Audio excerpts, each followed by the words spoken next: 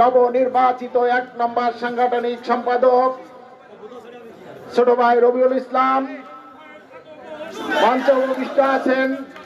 বিশেষ অতিথি হিসাবে নোয়াপাড়া পৌর বিএনপির নির্বাচিত সাধারণ সম্পাদক বন্ধুবার রিজাউল করিম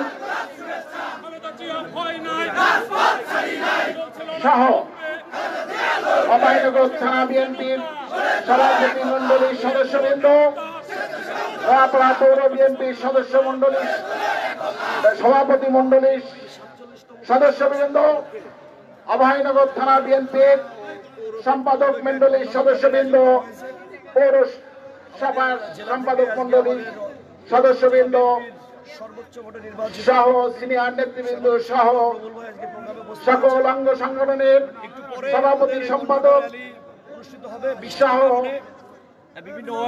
আমার সামনে উপস্থিত অভয়নগর থানা বিএনপির এবং পৌর বিএনপির নেতৃবৃন্দ সকলকে জানাই অভয়নগর থানা বিএনপির পক্ষ থেকে এবং আমার ব্যক্তিগত পক্ষ থেকে সংগ্রামী সালাম ও শুভেচ্ছা। আপনারা তো দীর্ঘ এক যুগের বিগত সময়ে আপনারা জানেন প্রতিষ্ঠা থেকে বার্ষিকী পালন করেছেন। বিগত সময়ের তুলনায় স্বৈরাচার মুক্ত সরকারের পতনের পর এই প্রতিষ্ঠাতা উদযাপন করছেন এবং বার্ষিকী উপলক্ষে কি কি প্ল্যান আছে, কি কি প্রোগ্রাম? বাংলাদেশ জাতীয়তাবাদী দলের প্রতিষ্ঠা করেন 1978 সালের 1 সেপ্টেম্বর। যারা জাতীয়তাবাদে বিশ্বাসী সহকারে সারা বাংলাদেশের যে পরিস্থিতির পরে রাজপথে আমাদের সফল রাষ্ট্রনায়ক শহীদ প্রেসিডেন্ট জিয়াউর রহমান এই দলের সৃষ্টি করেছিলেন, সেই বিষয়ে আলোচনা করতে গেলে বিশাল আলোচনার প্রয়োজন। আমি সেদিকে যেতে চাই না, আমি শুধু বলতে চাই সেদিন যদি শহীদ প্রেসিডেন্ট জিয়াউর রহমান বাংলাদেশ জাতীয়তাবাদী দলের দল নামক এই সংগঠনটি সৃষ্টি না করতেন তাহলে হয়তো পৃথিবীর মানচিত্র থেকে এই বাংলাদেশের নাম মুছে যেত।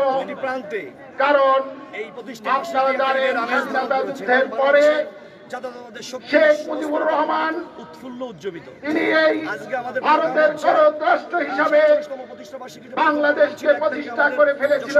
বিএনপির বর্ণাঢ্য র্যালি অনুষ্ঠিত হয়েছিল সেই কারণে এবং এক পর্যায়ে যে তিনি বাকশাল কায়েম করেছিলেন তার মাধ্যম দিয়ে বাংলাদেশের গণতন্ত্রের গলা টিপে ধরেছিলেন এবং এই দেশের ভারতের হাতে আওয়ামী লীগ এবং তার বিপ্লবের মাধ্যমে সক্রিয় হওয়ার চেষ্টা করতেছে।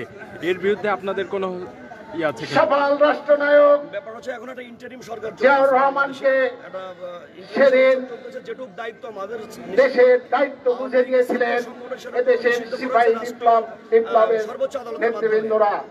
আমরা আমাদের আগামী কার্যক্রমগুলো আছে, দলীয় যে কার্যক্রমগুলো সেগুলো আমরা তদারকি করার চেষ্টা করতেছি। এবার এই দলের ছাত্রলীগের প্রেসিডেন্ট জিয়াউর রহমানের মৃত্যুর পর রাষ্ট্রীয় সন্ত্রাস বেগম খালেদা জিয়া এ দলের হাল ধরেছিলেন এবং তিনি হয়েছে আর কি স্বৈরাচার এরশাদ সরকারকে 9 বছরের বিপ্লব এবং আন্দোলনের মাধ্যমে পতন ঘটিয়ে তিনি তিনবার বাংলাদেশে এই জাতীয়তাবাদী দলের